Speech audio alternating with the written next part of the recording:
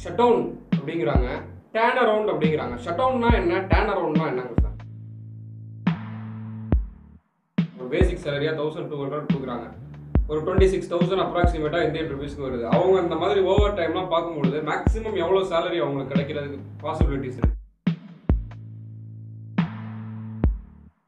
Shut டவுன்லேயே pre shut down, shut down, post shut down இந்த மாதிரி சொல்கிறாங்க சார். ஒரு ஷட் டவுன்ங்கிறது நார்மலாக எவ்வளோ நாள் இருக்கும்?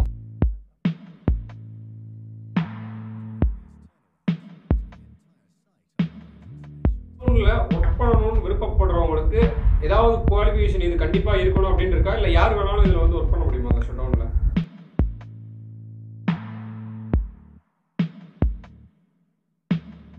ப்ராஜெக்ட்ஸில் தமிழ்நாட்டில் நிறைய இன்டர்வியூஸ் வந்து நடந்துகிட்டு இருக்கு.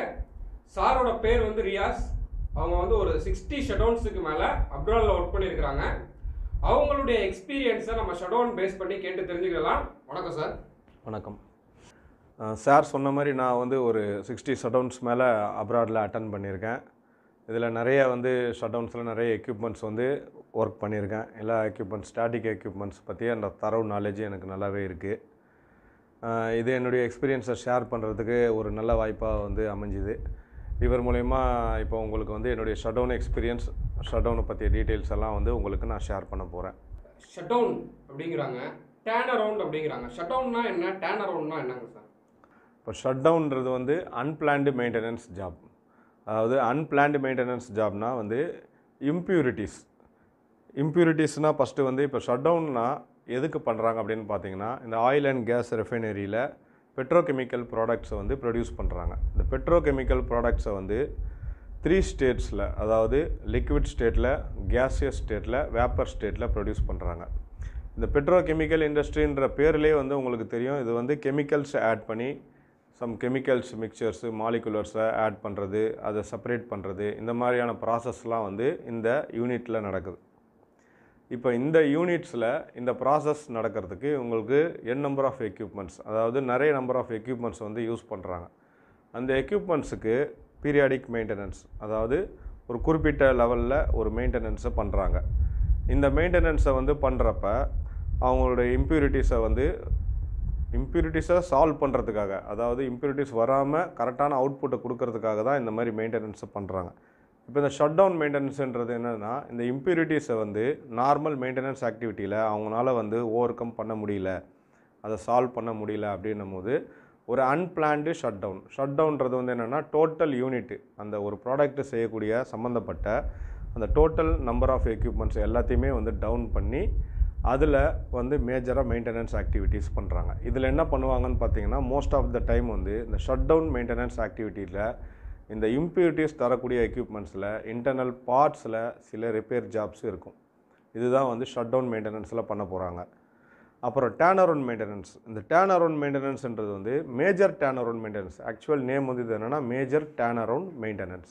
இந்த மேஜர் டேர்ன் அரவுண்ட் மெயின்டெனன்ஸில் என்ன செய்வாங்க அப்படின்னு பார்த்தீங்கன்னா, இதில் என்னென்னா பிளான்டு ஷட் டவுன். இந்த மேஜர் டேர்ன் அரவுண்ட் ஆக்டிவிட்டின்றது ஒன்றும் கிடையாது, planned shut down. Planned shut down அப்படின்னும் போது இதில் சில பார்ட்ஸ் வந்து ரீப்ளேஸ் பண்ணுவாங்க கம்ப்ளீட்டாக. இந்த பார்ட்ஸ் ரீப்ளேஸ்மெண்ட்டெல்லாம் பண்ணும்போது என்ன ஆகும், இந்த டேர்ன் அரவுண்டோடைய டைம் வந்து கொஞ்சம் அதிகமாக ஆகும். வென் கம்பேர் டு வந்து ஷட் டவுன் பண்ணும்போது ஷட் டவுன் மெயின்டெனன்ஸ்க்கும் டேர்ன் அரவுண்ட் மெயின்டெனன்ஸ்க்கும் டைம் டிஃப்ரென்ஸ் கண்டிப்பாக இருக்கும். இந்த இன்டர்னல் ஆக்டிவிட்டீஸில் டேர்ன் அரவுண்ட் மெயின்டெனன்ஸில் நிறைய நம்பர் ஆஃப் ஆக்டிவிட்டீஸ் இன்க்ளூட் ஆகும். ஸ்கோப் ஆஃப் ஜாப் வந்து கொஞ்சம் எக்ஸ்டெண்டட் ஸ்கோப் ஆஃப் ஜாபாக வந்து இருக்கும். பிளான்ட்டை நம்ம வந்து ஷட் டவுன் பண்ணணும்னா அந்த ப்ரொசீஜரை ரொம்ப சிம்பிளாக அவங்களால கொஞ்சம் சொல்ல முடியுங்களா சார்? பிளான்ட் ஷட் டவுன் பண்ணுறது அப்படின்றது வந்து என்னென்னா, இது வந்து ஆப்ரேஷன் டிபார்ட்மெண்ட் தான் நமக்கு வந்து பிளான்ட்டை வந்து ஹேண்ட் ஓவர் பண்ணுறாங்க. இந்த ஆப்ரேஷன் டிபார்ட்மெண்ட் தான் இந்த பிளான்ட்டை வந்து ரன் பண்ணுறது. அவங்க நமக்கு மெயின்டெனன்ஸ்க்காக பிளான்ட்டை ஹேண்ட் ஓவர் பண்ணுறாங்க அப்படின்னா வந்து அந்த பிளான்ட்டை வந்து டோட்டலாக ஸ்டாப் பண்ணி அதில் இருக்கிற ப்ராசஸ் மெட்டீரியல்ஸ் எல்லாமே வந்து ட்ரைன் பண்ணிடுவாங்க.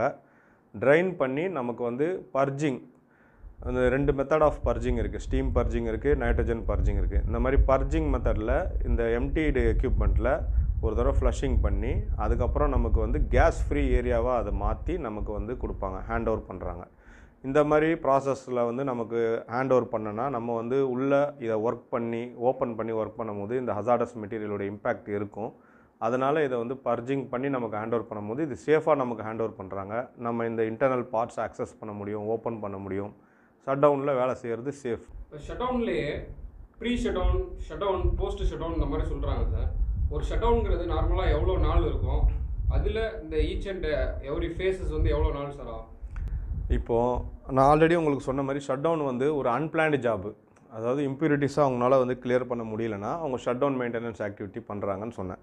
இப்போ இந்த அன்பிளான்டு ஜாபே வந்து அவங்க ஒரு 6 months பிஃபோராக வந்து ஸ்டார்ட் பண்ணுவாங்க. இப்போ இவர் சொன்ன மாதிரி pre shut down activity, shut down activity, post shut down activity, இந்த மாதிரி வந்து 3 phases இருக்குது. இந்த ப்ரீ ஷட் டவுன் ஆக்டிவிட்டியில் என்ன செய்வாங்கன்னா, இந்த மெட்டீரியல் கலெக்ஷன்ஸு, அந்த எக்யூப்மெண்ட்ஸுக்கு சம்மந்தப்பட்ட மெட்டீரியல் ரீப்ளேஸ்மெண்ட்டோ இல்லை ரிப்பேர் பண்ணக்கூடிய எக்யூப்மெண்ட்ஸு ஏதாவது இருந்தால் அது சம்மந்தப்பட்ட மெட்டீரியல், டூல்ஸ் அண்ட் டேக்கிள்ஸு, இது எல்லாத்தையும் வந்து அரேஞ்ச் பண்ணுவாங்க. சில ஸ்பெஷல் ஐட்டம்ஸ் எல்லாம் வந்து மேனுஃபேக்சர்கிட்டேருந்து முன்னாடியே வாங்கி அதை ஸ்டாக் பண்ணி வைப்பாங்க. இது அப்புறம் ப்ளஸ் எக்யூப்மெண்ட்டு ஐடென்டிஃபிகேஷன், எக்யூப்மெண்ட்டில் சில ஜாபு, ஸ்கோப் ஆஃப் ஜாபு என்ன பண்ணணும், இந்த ஜாபை எந்த கான்ட்ராக்ட்டுக்கு அவார்டு பண்ணுறோம், அப்போ அந்த கான்ட்ராக்டில் அவங்க என்னென்ன கேட்டகரி ட்ரெயின்டு பர்சன்ஸை வந்து கொண்டு வரணும், எவ்வளோ number of man power involved, இந்த விஷயங்கள் எல்லாமே வந்து ப்ரீ ஷட் டவுன் ஆக்டிவிட்டியில் வந்து கவர் ஆகும். இது இல்லாமல் இந்த வரப்போகிற மேன் பவருக்கு எல்லாத்துக்குமே வந்து ட்ரைனிங் கொடுக்கணும். ஏன்னா ஒவ்வொருத்தர் ஒரு கேட்டகரியில் ஒர்க் பண்ணுவாங்க. அந்த கேட்டகரியில் ஒர்க் பண்ணுற அவங்களுக்கு ட்ரைனிங் வந்து நம்ம கண்டிப்பாக கொடுத்து தான் உள்ளே கொண்டு போக முடியும். ஏன்னா இவங்களுக்கு இதில் உள்ள அசாடோ, இதில் இன்வால்வ் ஆகிற கெமிக்கல்ஸோ பற்றிய ஐடியாஸ் வந்து இருக்காது. இவங்க வந்து எக்ஸ்பீரியன்ஸ்டு கை தான், மேபி ஒர்க் பண்ணியிருக்கலாம், இல்லை ஃப்ரெஷராக வந்திருக்கலாம். Anyhow they are going to handle the hazardous மெட்டீரியலை ஹேண்டில் பண்ண போகிறதுனால அவங்களுக்கு சில பேசிக் சேஃப்டி ட்ரைனிங்ஸ் எல்லாம் ப்ரொவைட் பண்ணி கேட்டகரி வைஸ்டு எல்லாத்தையும் ப்ரிப்பேர் பண்ணி அதுக்கப்புறம் தான் உள்ளே வந்து மெயின்டெனன்ஸ் ஆக்டிவிட்டி ஸ்டார்ட் பண்ணுவாங்க. இது எல்லாமே வந்து ப்ரீ ஷட் டவுன் ஆக்டிவிட்டியில் கவர் ஆகும். Next shut down phase. Shut down ஃபேஸில் வந்து என்னென்னா, அந்த ஆக்டிவிட்டி, அந்த ஷட் டவுன் ஆக்டிவிட்டினா மெயின்டெனன்ஸ் ஆக்டிவிட்டி, அந்த maintenance activity within a time பீரியடுக்குள்ளே முடிக்கணும். அப்போது அந்த வித்தின் ஏ டைம் பீரியடுக்குள்ளே முடிக்கணும்னா அதில் டைம் வேஸ்டேஜ் ஆகக்கூடாத அளவு முன்னாடியே வந்து ப்ரிப்ரேஷன் 100% கம்ப்ளீட் பண்ணி வைக்கணும். இப்போ டைம் வேஸ்ட் பண்ணக்கூடிய விஷயங்கள் அப்படின்னு சொல்லி பார்த்தீங்கன்னா, இந்த வந்து அன்பிளான்டு டூல்ஸ் அரேஞ்ச்மெண்ட்டு, இல்லைனா வந்து ப்ராப்பர் மெட்டீரியல் அரேஞ்ச்மெண்ட் இல்லை, இதெல்லாமே வந்து டைம் கில்லிங் ப்ராசஸ். இந்த டைம் கில்லிங் ப்ராசஸை வந்து எலிமினேட் பண்ணுறதுக்காக தான் ப்ரிப்ரேஷனில் இந்த அரேஞ்ச்மெண்ட்ஸ் எல்லாம் பண்ணிடுறாங்க. இதெல்லாமே வந்து ஷட் டவுனில் அந்த டைமுக்குள்ளே அந்த ஜாபை முடிக்கிறதுக்கு ஒரு யூஸ்ஃபுல்லான ஒரு ஸ்டெப்ஸாக இருக்கும். இது shut down. Shut down activity நார்மலாக பார்த்தீங்கன்னா பிளைண்டிங் ஆக்டிவிட்டி, ஃபஸ்ட்டு ஆக்டிவிட்டி வந்து பிளைண்டிங் ஆக்டிவிட்டி செய்வாங்க. பிளைண்டிங் ஆக்டிவிட்டின்றது வந்து ஐசோலேஷன் ஆஃப் எக்யூப்மெண்ட்ஸு. இதை ஐசோலேட் பண்ணினீங்கன்னா நம்ம அதுக்கப்புறம் உள்ளே போய் ஒர்க் பண்ணும்போது எந்த ஒரு ஹசார்டஸ் மெட்டீரியலும் உள்ளே வராது. நார்மலாக இப்போ sequence of activity for the equipments அப்படின்னு பார்த்தீங்கன்னா, ஃபஸ்ட்டு பிளைண்டிங் ப்ராசஸ் நடக்கும், ரெண்டாவது கவர் ஓப்பனிங்ஸ் நடக்கும், அதுக்கப்புறம் வந்து இனிஷியல் இன்ஸ்பெக்ஷன் அண்டு க்ளீனிங் நடக்கும்.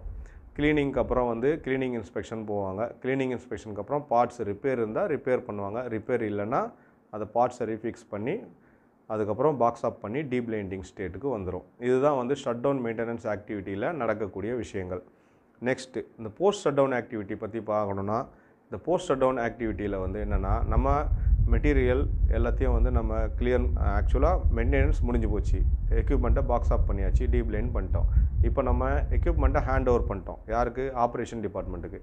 எக்யூப்மெண்ட் ஹேண்ட் ஓவர் பண்ணிட்ட பிறகு அவங்க என்ன செய்வாங்க, ஜஸ்ட்டு வந்து ஒரு மினிமம் ப்ரெஷரில் நம்ம ஒர்க் பண்ண எக்யூப்மெண்ட்ஸ் எல்லாம் வந்து ஒரு ப்ரெஷர் டெஸ்டிங் பண்ணுவாங்க, லீக் டெஸ்ட். இந்த லீக் டெஸ்ட் பண்ணுறதுடைய பர்பஸ் என்னென்னு பார்த்தீங்கன்னா, ஆக்சுவலாக வந்து இதுக்கப்புறம் மெட்டீரியல் இன் பண்ணுறதுக்கு முன்னாடி அவங்க வந்து இதில் ஏதாவது ஃப்ளாஞ்சஸ், நம்ம ஓப்பன் பண்ண ஃப்ளாஞ்சஸில் இன்கேஸ் வந்து ஏதாவது அப்நார்மாலிட்டிஸ் இருந்தாலோ இல்லை கேஸ்கெட் ப்ராப்ளம் இருந்தாலோ இதனால் லீக்ஸ் வந்து வர்றதுக்கு வாய்ப்பு இருக்குது. இந்த டெஸ்ட்டு பண்ணாமல் அவங்க ஸ்டார்ட் பண்ணாங்கன்னா அந்த ப்ராசஸ்டு மெட்டீரியல் வந்து லீக் ஆகிறதுக்கு வாய்ப்பு இருக்குது. அதாவது எக்ஸ்போஸ் டு அட்மாஸ்பியர், இது வந்து டேஞ்சரஸான திங். அதனால் வந்து என்ன செய்வாங்க, இந்த லீக் டெஸ்ட்டு வந்து ஒரு மீடியம், நார்மலாக வந்து நைட்ரஜன் இல்லைனா ஸ்டீம் வச்சு இந்த ஒரு லீக் டெஸ்ட்டை பண்ணிவிட்டு இதுக்கப்புறம் வந்து அவங்க என்ன செய்வாங்க, மெட்டீரியல் பார்ஷியலாக இன் பண்ணுவாங்க. இது வந்து போஸ்ட் ஷட் டவுன் ஆக்டிவிட்டியில் நடக்கும். இன்பிட்வீனில் இதே சேம் ஆக்டிவிட்டி போயிட்டுருக்கும் போது அவங்க என்ன செய்வாங்க, இந்த இன்சுலேஷன் ரீஃபிக்ஸிங்கு, அப்புறம் ஸ்கஃபோல்டிங் ரிமூவல், இதெல்லாமே வந்து இந்த போஸ்ட் ஷட் டவுன் ஆக்டிவிட்டியில் பண்ணுவாங்க. ஏன்னா இந்த ஸ்கஃபோல்டிங்லாம் வந்து டெம்பரரி பிளாட்ஃபார்ம், நம்மளுடைய மெயின்டெனன்ஸ் ஆக்டிவிட்டிக்காக நம்ம வந்து ப்ரொவைட் பண்ண ஒரு பிளாட்ஃபார்ம். இதெல்லாமே வந்து அவங்களுக்கு ஆப்ரேஷனில் வந்து டிஸ்டர்பன்ஸாக இருக்கும் இந்த பிளான்ட் வந்து ரன் பண்ணுறதுக்கு. அதனால் மெயின்டெனன்ஸ் ஆக்டிவிட்டி முடிஞ்ச பிறகு நம்ம என்னென்ன டூல்ஸ் அண்ட் டேக்கிள்ஸ்லாம் எடுத்துகிட்டு வந்தோமோ அது எல்லாத்தையும் கம்ப்ளீட்டாக ரிமூவ் பண்ணிடணும் அந்த ஜாப் லொக்கேஷன்லேருந்து. ஈவன் தோ இந்த மாதிரி டெம்பரரி பிளாட்ஃபார்ம்லாம் இருந்துச்சுன்னா அது எல்லாத்தையும் கம்ப்ளீட்டாக நம்ம வெளியே எடுத்துடணும். நம்ம உள்ளே என்ட்ரு ஆகும்போது பிளான்ட் எப்படி இருந்ததோ அதே கண்டிஷனில் பிளான்ட்டை நமக்கு ஹேண்ட் ஓவர் பண்ணுறோம். இப்போ இந்த மாதிரியான ஷட் டவுன் ப்ராஜெக்ட்ஸில் மேக்ஸிமம் நீங்கள் ஒர்க் பண்ண ஷட் டவுனில் எவ்வளோ மேன் பவர் இன்வால்வ் ஆயிருக்காங்க? இப்போ இந்த ஷட் டவுன் ப்ராஜெக்ட்டில் பார்த்தீங்கன்னா இதில் வந்து நிறைய நம்பர் ஆஃப் வேக்கன்சிஸ் நமக்கு கிடைக்கும். என்னென்னு பார்த்தீங்கன்னா இதில் வேக்கன்சிஸ் வந்து நிறைய அதிகம். டோட்டல் ஒரு ஷட் டவுனுக்கு மினிமமாக வந்து மேன் பவர் பார்த்தீங்கன்னா 3000 மேன் பவர் வந்து ஒரு ஷட் டவுன் ஆக்டிவிட்டிக்கு இன்வால்வ் ஆகிறாங்க. இந்த 3000 மேன் பவர் இன்வால்வ் பண்ணுறதுடைய ப்ராப்பர் ரீசன் என்னென்னு பார்த்தீங்கன்னா இந்த குறிப்பிட்ட டைமுக்குள்ளே இந்த ஆக்டிவிட்டியை நம்ம கம்ப்ளீட் பண்ணி ஆகணும். ஃபார் எக்ஸாம்பிள் வந்து 30 டேஸ் ஒரு ஷட் டவுன் பீரியட் வந்து பார்த்திங்கன்னா 30 days, maximum of 30 days, minimum of 20 to 30, minimum 20, maximum 30. இந்த 30 டேஸ் வித்தின் எ பீரியடுக்குள்ளே இந்த ஆக்டிவிட்டியை நம்ம கம்ப்ளீட் பண்ணி ஆகணும். அதாவது ஓப்பன் பண்ண எக்யூப்மெண்ட் எல்லாத்தையுமே நம்ம ஹேண்ட் ஓவர் பண்ணி ஆகணும். இந்த ஆக்டிவிட்டியை இந்த வித்தின் ஷார்ட் பீரியடில் நம்ம பண்ணணும் அப்படின்றதுனால இதில் நிறைய number of man powers involve ஆகிறாங்க டிஃப்ரெண்ட் கேட்டகரிஸில். அதனால் கம்பல்சரி இதில் நம்ம வேலை செய்கிற எல்லாத்துக்குமே வந்து ஓவர் டைம்ன்ற ஒரு ஃபெசிலிட்டி நமக்கு கிடைக்கும். நம்ம இதில் ஓவர் டைம் கம்பல்சரி பண்ணுவோம். ஒர்க் பண்ணணும்னு விருப்பப்படுறவங்களுக்கு ஏதாவது குவாலிஃபிகேஷன் இது கண்டிப்பாக இருக்கணும் அப்படின்னு இருக்கா, இல்லை யார் வேணாலும் இதில் வந்து ஒர்க் பண்ண முடியுமா அந்த ஷட் டவுனில்? இது ஓகே. இப்போ நான் சொல்கிற ஆக்டிவிட்டீஸ் எல்லாமே வந்து மெக்கானிக்கல் ஓரியன்ட் ஆக்டிவிட்டீஸு. இந்த மெக்கானிக்கல் ஓரியன்ட் ஆக்டிவிட்டீஸ் பார்த்திங்கன்னா பேசிக்காக வந்து சில கேட்டகரிஸுக்கு இந்த மெக்கானிக்கல் டிப்ளமா இன் மெக்கானிக்கல், இப்போ டிப்ளமா, மற்ற ஃபயர் அண்ட் சேஃப்டி டிபார்ட்மெண்ட்ஸு, இந்த மாதிரி நிறைய வந்து கேட்டகரிஸ் இருக்குது. இப்போ பேசிக் குவாலிஃபிகேஷன் சொல்லி பார்த்தீங்கன்னா இதில் வந்து 10th பாஸ் ஆகிருந்தாலே இல்லை 10th +1 +2 இந்த மாதிரி பாஸ் ஆகிருந்தாலே நம்ம ஜென்ரல் ஃபிட்டர்ன்ற கேட்டகரிக்கு வந்து ஃபஸ்ட்டு அப்ளிகபிள் பண்ணி உள்ளே போகலாம். இதுக்கப்புறம் நம்ம அடுத்த ஸ்டெப்புன்னு சொல்லி பார்த்தீங்கன்னா டெக்னீஷியன் கேட்டகரி, ஃபோர்மேன் கேட்டகரி. இது வந்து மெக்கானிக்கல் ஆக்டிவிட்டி பற்றி சொல்கிறேன். இந்த டெக்னீஷியன் கேட்டகரி, ஃபோர்மேன் கேட்டகரின்றது வந்து கிளையண்ட்டோட இன்ட்ராக்ட் பண்ணுறதுனால அவங்களுக்கு கொஞ்சம் மினிமம் குவாலிஃபிகேஷன் வேணும். அப்படி மினிமம் குவாலிஃபிகேஷன்றப்ப ஒரு பேசிக்காக ஒரு டிப்ளமா இல்லாட்டா வந்து ஒரு ஐடிஐ இந்த மாதிரி ஏதாவது படிச்சிருந்தாங்கன்னா அவங்க வந்து டிப்ளமா இந்த மாதிரி படிக்கும்போது ஃபோர்மேன் கேட்டகரி ரேஞ்சுக்கு போகலாம்.